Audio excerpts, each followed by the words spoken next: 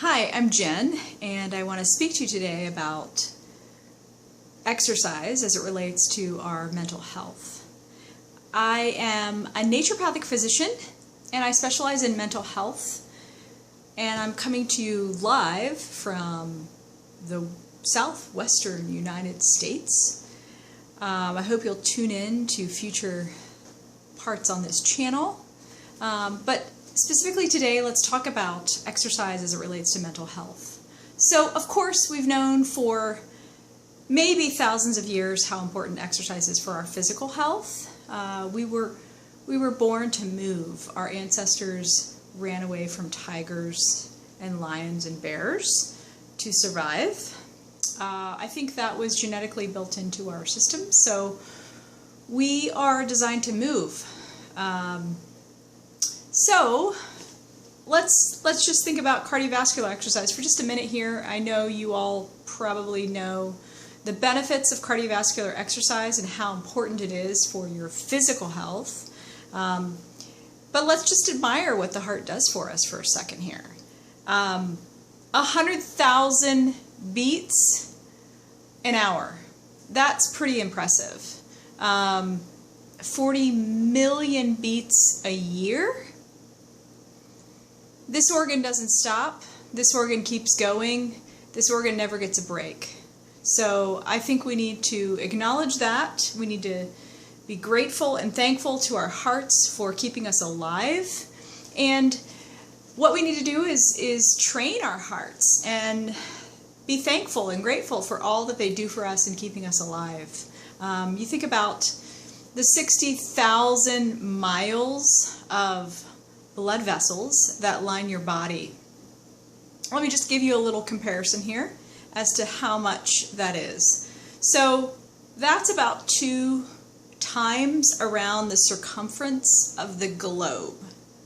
And that's inside your whole body. Okay? Did you hear me? Did you hear me? That was 2 times around the globe. That's just the pipes lining your cardiovascular system. And your heart's doing that on a pretty regular basis without ever taking a break.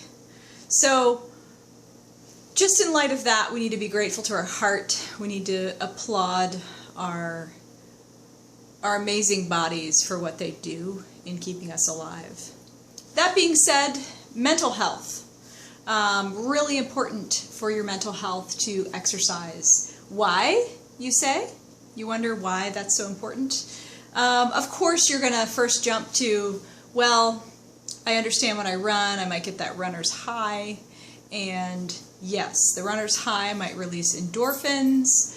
That might raise my mood, thus affecting my depression.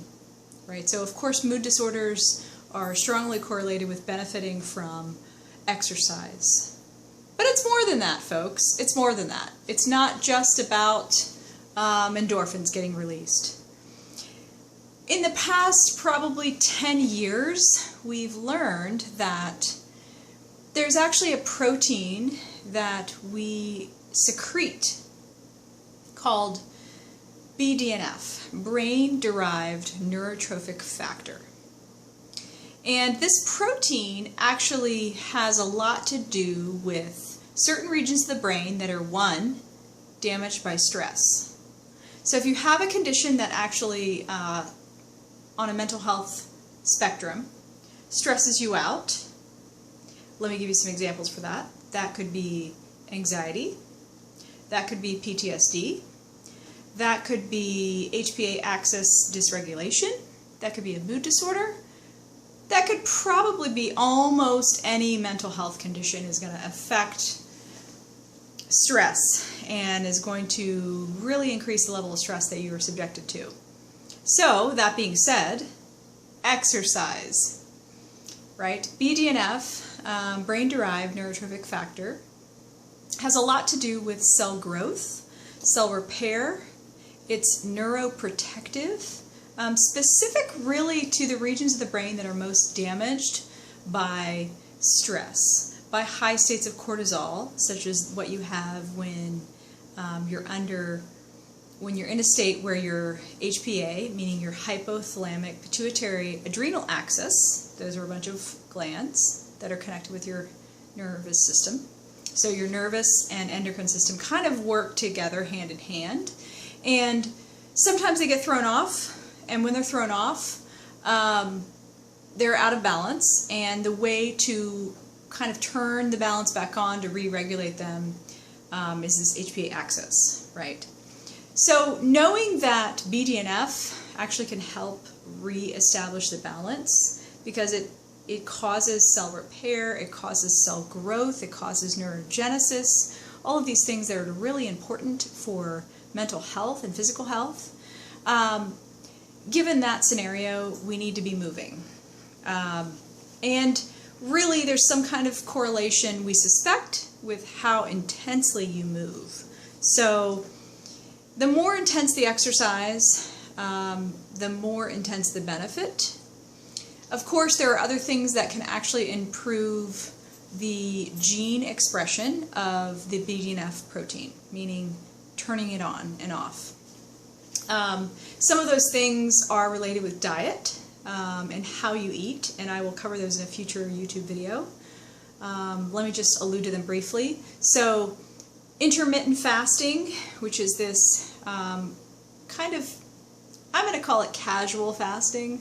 It's not water fasting for days and days on end. It's more of a daily kind of stretching out the periods of time that you're not eating and adhering to a particular hours of ingesting food, which is kind of pretty easy when it comes to the fasting beast.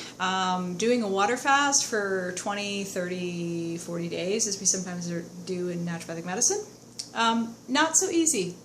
I mean, once you get beyond the early days, it gets easier, but you usually have to go somewhere and be supervised by someone to make sure that you do this properly, and then breaking the fast, of course, is really important.